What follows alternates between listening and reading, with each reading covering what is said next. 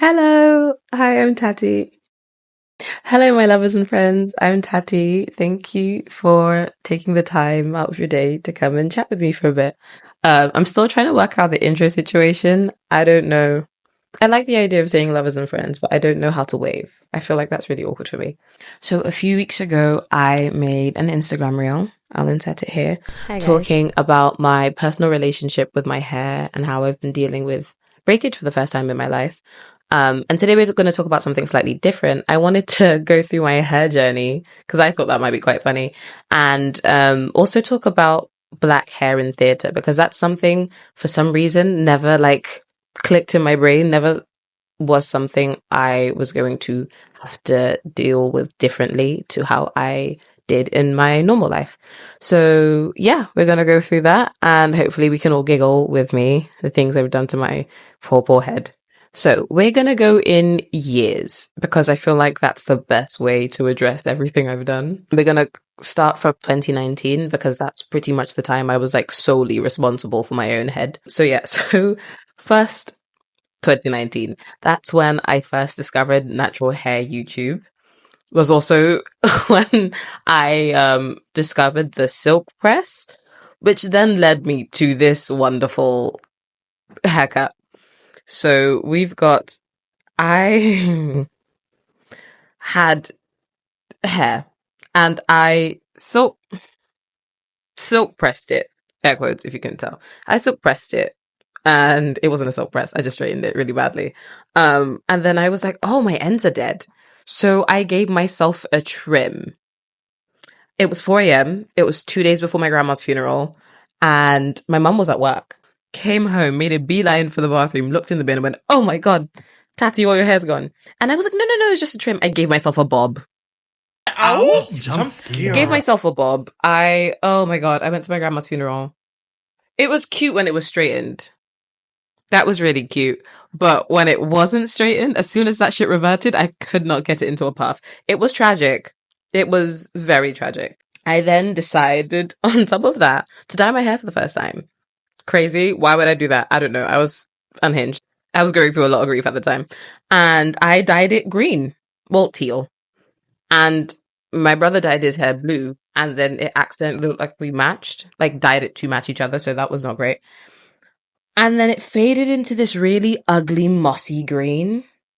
Like it was objectively just not good. I don't know how my mother let me out the house looking like that in hindsight. 2020, babe. No. I braided my hair for the first time. My mom has always been the person who's done my box braids, whatever. She would never pay anyone to do my hair. So that was an interesting experience. And to be honest, it wasn't that bad. I think it was pretty cute. But, she was loose. And 2019 was the beginning of the slick back bun supremacy because that's when I started drama school.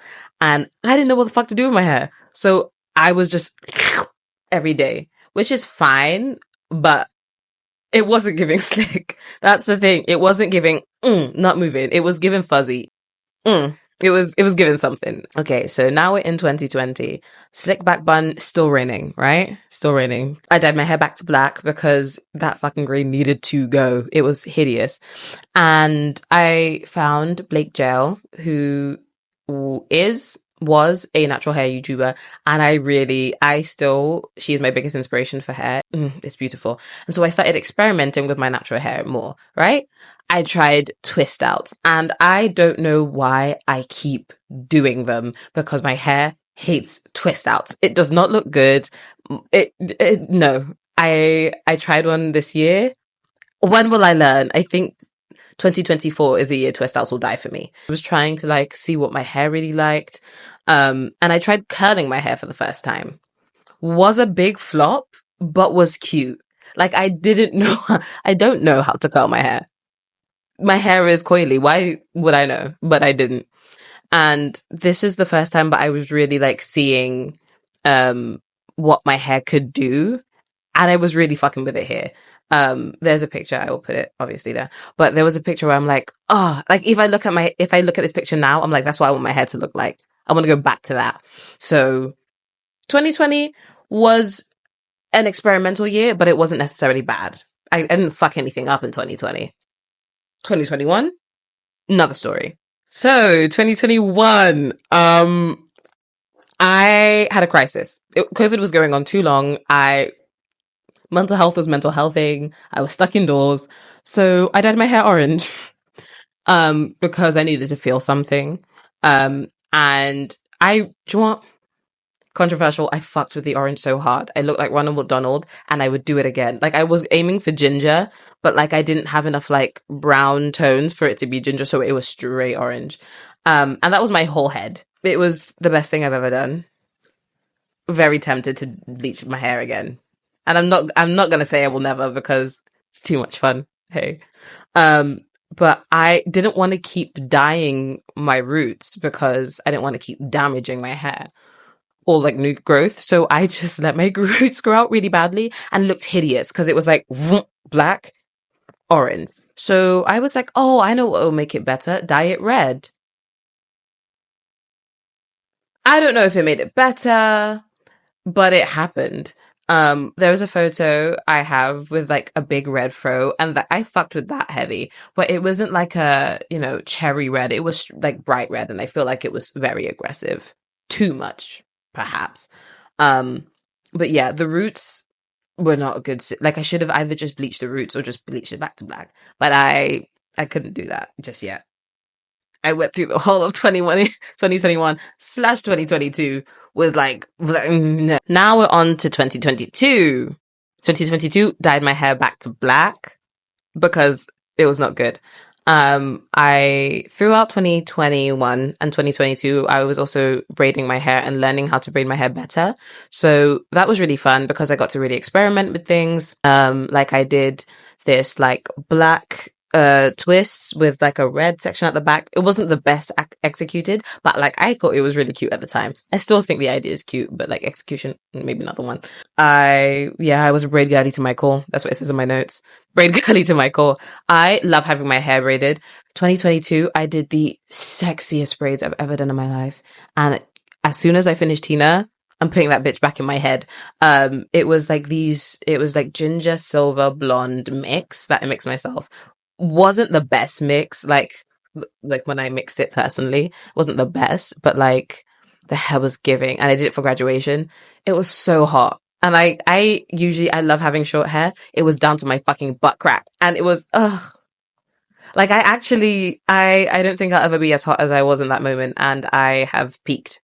I peaked then. I was also learning to rock the headscarf. I love the headscarf, but I need to find headscarves that, aren't as big because basically I'm using my mum's like shawls to wrap it and then this bitch be slipping off my head. But also think it's really cute now to like add the little clips. So hopefully it can help secure my scarf in my head slash look cute. I'm really gonna try that. There's something in my eyeball. No, I'm going blind. Okay, we're back. I'm no longer blind. If I can get some headscarves that are smaller that I can wrap around my head, for when my hair is not cooperating. Like today, I have my 4 little cornrows for work and they're kind of messy, kind of not cute. So, silk little scarf. And instantly I feel better. Also, 2022 was the year of like, love her, leave her alone. I just let my hair do its thing. Was it always the cutest hairstyle? No, but I just left her alone and she truly thrived. So I also loved the braid out in 2022 and I love a braid out, but what I can't do is like individual braids. I think I have to do corner outs because those are the only way it looks good in my hair. The individual braids, I don't know, they stick out weird. I think it's just because I don't have like a high density hair.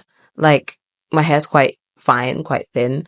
So I just need to stick to what I know. Don't do things that I know aren't going to work. And I think that's the motto for 2024. I keep trying things that I know doesn't work for my hair, but I keep hoping it's going to change. It's not. Okay, now we're doing 2023, 2024 combined because I feel like because of Tina, it's been one like whole experience. So obviously in my Instagram reel, I talked about how I felt a little bit inadequate and a little intimidated by all these beautiful black women I'm surrounded by. So I started doing stupid shit to my hair. But before that, it was cornrow galore. All I was doing was cornrowing my hair and my hair had grown so freaking long. It was, I had so much hair. And I do believe in love her, leave it alone. However, I was really struggling with feeling feeling myself effectively with these cornrows, because it was like, oh, want to go to the club? Cornrows. It wasn't really hitting the same. So I was really trying to find different ways to, feel cute outside of work, as well as have my hair done for work. So we tried to do box braids under the wigs. Great in theory, right? But my wigs were measured to my head. So it was a tight fit because I had extra hair that wasn't accounted for. But also I had extra hair pulling on my natural hair when I was doing my wig prep. So if I had schneckles at the front, it was pulling. My edges suffered. I had breakage due to that. I was trying to, that was really why my hair broke off. I was trying to like pull my hair out, and I was trying to do things, and I wasn't taking out my hair properly. And there was one oil, I borrowed it from work to help moisturize my scalp, but it was such a thick oil that it gunked my scalp up. And I remember in October I had box braids when I went home for a week, and trying to take those out, it was literally like matted to my hair. And I think that's when I genuinely was like, oh, I have fucked up. Because it was not easy trying to get those bitches out. I can't believe I did that to my hair. But we have learned our lesson. We're just gonna love her and leave her alone. Or if we don't leave her alone, we're gonna treat her right. Because I did not the last year and a bit. Well, no, we'll just say since like last year, like mid last year, so a year, because I was treating her very well in the beginning. I tried a twist, tried put my hair in mini twist for the first time. Really, because I'd done mini twists before, but they didn't come out looking as cute as they did last year. And so I was really trying to do the mini twist supremacy. However, for me, as soon as mini twists get old, I look raggedy and stupid, and they need to be taken out. And so I think mini twists are cute for me, but in order for them to be a protective style and have longevity, I need them to have added hair, or it needs to be taken out after 2 weeks, because I was trying to wear those bitches for like a month, 2 months, and I literally looked like I'd been hidden in the basement for weeks. It was not good. So now we're going to talk about my experiences with black hair in theatre so far. Hi friends, Editor Tati here. I just wanted to jump in and give my 2 cents at the end of the video, because I feel like the first time I explained it when I originally filmed the video, it didn't really make sense. So we're going to talk about it now. So the first point I wanted to bring up is working with people who do not know how to do kinky coily hair. And this has been a very new phenomenon for me, because I've always done my hair for productions because of uni or whatever. It's never been a professional setting where people have had to know how to do my hair. And I think I forget that there are a lot of hair care professionals that don't know what to do with my hair, because my world is so diverse. And again, I am capable, or have always been surrounded by people who could do my hair. But obviously moving to the south of Germany in a theatre that don't predominantly work with POC, kinky, coily, curly hair, it has been a big learning curve, because I've had to do a lot of education on my hair, how to wig prep it, and I've basically had to wig prep it myself, which has been fine, but I don't know if that's the industry standard. And that's not to say that they haven't been proactive about it. I adore a lot of the masker that I work with in the theatre, and they've been doing hair workshops and learning how to moisturize black hair, how to corner it, how to twist it, but it's still something that is very new to them. And so I've had to do a lot of education instead of using them as a source of advice. For example, they were like, oh, we can just schneckle your entire head and then that will work, and then your wigs. But then if you do that for my hair is thicker and kinkier than straight hair or wavy hair. Therefore, the pin curls, the schneckles, sit differently. Mine are a lot higher, a lot more bumpy, and they don't sit flat. So my wig will sit on top of my head instead of kind of sitting flat, like my own hair.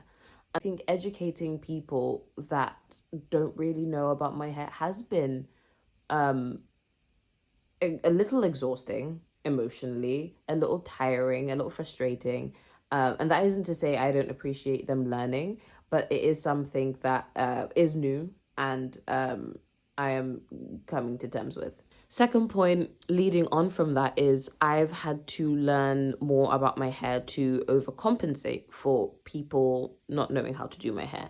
And I don't think this is necessarily a bad thing, but I have been forced to deal with my discomfort around my hair texture, around my internalized colorism, texturism around my hair, if you will. And I think it has been good because I think I put my hair through the ringer. I wouldn't moisturize my hair because that means it would revert and it wouldn't be as long or as this or what as that. And I think being forced to confront with that has been really beneficial because I can unpack a lot of trauma I have surrounded around my hair, but also I can make steps in order to protect it, in order to learn to accept it and look after it, and so that my hair is healthy and I feel good about my hair. One thing I will definitely be doing in the future for future productions is getting my wigs fitted with extensions in. I have learned this year it's very much possible, but I think it also allows me to do my job and also allows me to feel good in my personal life. I don't think it's 24/7 I'm gonna have extensions in, but it allows me the freedom of choice. I think the restriction this year that I've been like, oh, I can't have braids or anything in, has been the detrimental thing. Saying that, I don't think I'm gonna have like butt length braids because I don't think that's healthy for my hair to have all that weight pulling, plus a wig on top. But I'm definitely, a little mini twist with a bit of kinky hair, something that allows me to protect my hair and feel good about myself in day to day when I take off the wig and take off the costumes. I think is really important to me right now. But I hope you guys enjoyed my little ramble and we could laugh at my hair. I'm really excited to learn more about black hair in theatre. Obviously, this is my first job and it's just me and my friends talking amongst ourselves, and these are kind of the sentiments that we've come across ourselves. But I never realized how important my hair was to me until I was restricted in what I could do with it. So yeah, let me know if you guys have any more video suggestions. I've got a few on the plans. But yeah, I hope you enjoyed this video and I will see you next week.